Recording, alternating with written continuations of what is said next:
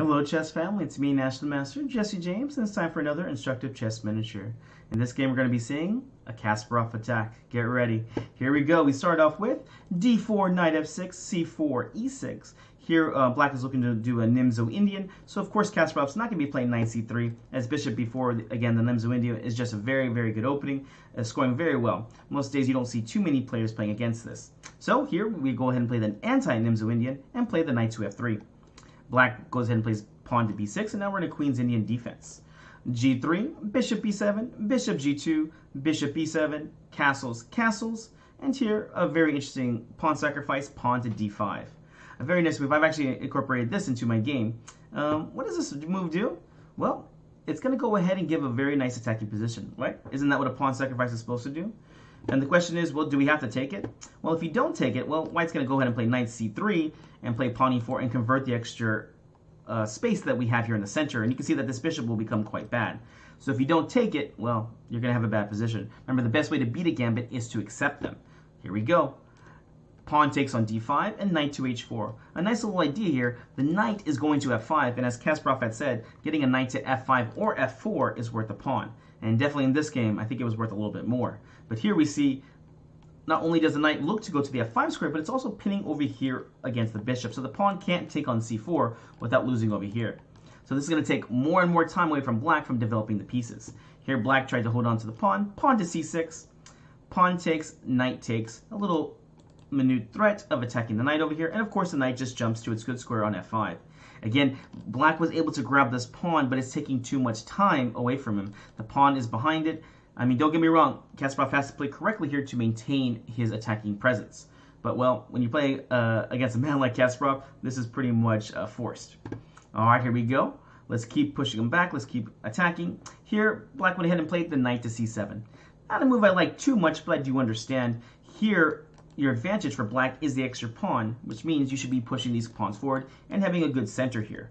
All right, Kasparov, it's time to keep making some good aggressive moves. Let's keep developing. Knight to c3, pawn to d5, and now a very nice move here to get the queen into the game, pawn to e4. And here, well, we're challenging the center right away, but the most important thing we were doing is opening up for the queen to come over to the king side. And here, of course, black goes ahead and plays bishop to f6. Taking here on e4 looks like a good move because, well, can't we just trade queens here? If we get to the endgame, this extra pawn will actually mean something. Not against someone like Kasparov. Here, of course, Kasparov would not have traded his queens. He would have gone just queen to g4, threatening a checkmate on g7. Now it's a +1 advantage.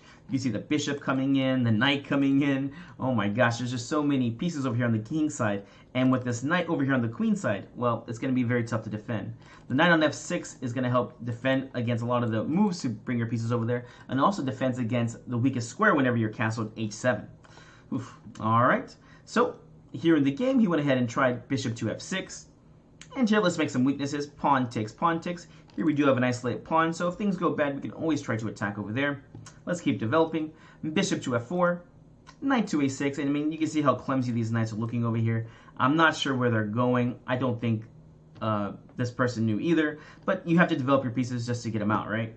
All right, rook over to e1, queen to d7, a nice little move here, and it looks like it's going to be getting a free tempo off the knight. Unfortunately for him, Kasparov has a nice attacking idea and plays bishop to h3. What's the idea? Well, not only are you defending your knight with this bishop over here, but you're also threatening knight to h6 check with the discovery, winning the queen.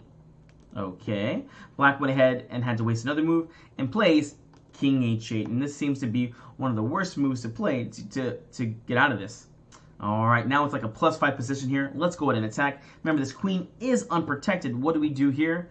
We're going to go ahead and go for a kingside attack. I mean, look, all your pieces are already over here, and, well, the queen's not too far away. But here, Kasparov is able to add another piece and goes knight to e4, getting a free tempo off the bishop.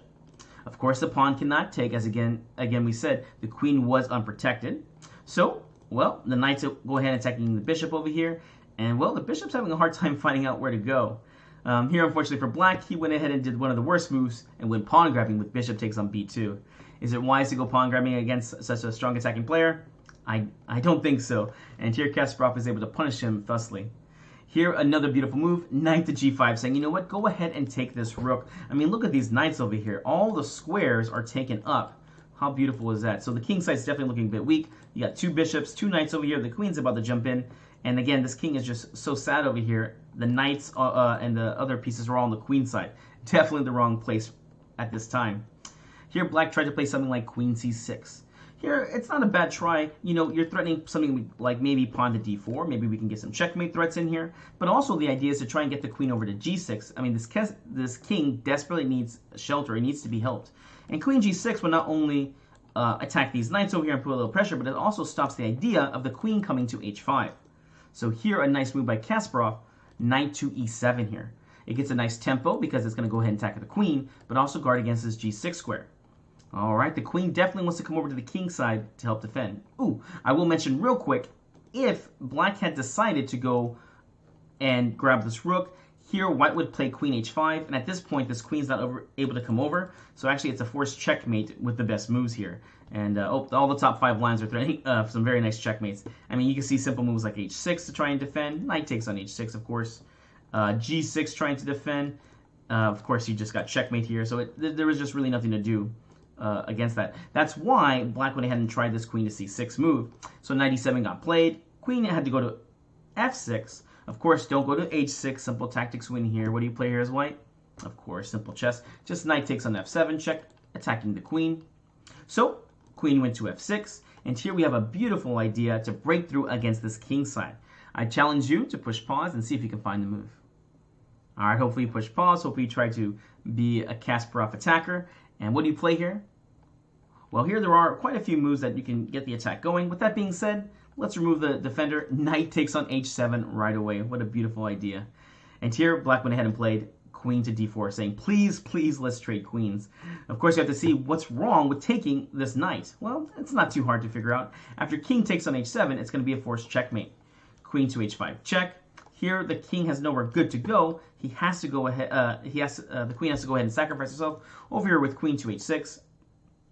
And now there's a few ways to win, but here the beautiful checkmate is bishop to f5 check.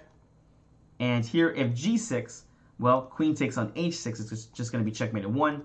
So I guess the king has to go back to h8. Bishop takes, and you can see here that with all these pieces around here, it's not going to be too hard to find the checkmate very soon. All right, well, back to the game. Here, black played queen d4, saying, please, please, let's trade some queens. Of course, Kasparov's not going to be that nice. And at this point, it already is a forced checkmate. Queen to h5, pawn to g6, queen to h4. And here, the final losing move, bishop takes on a1. All right, it's checkmate in 3. White to move. Can you find it? There actually are 2 different checkmates in 3 here, 2 different checkmates in 4. If you find one, I'll be impressed. Feel free to push pause to do it. All right, I'm going to go ahead and go over one of the checkmates. Well, actually, we'll just go over the checkmate that happened in the game. And here we go. We'll do knight to f6 check, king g7, queen h6 check, king takes on f6, and bishop to g5 for check and mate. Again, we see another beautiful Kasparov attack. All right, guys, hope you enjoyed this instructive chess miniature. We'll see you in the next one.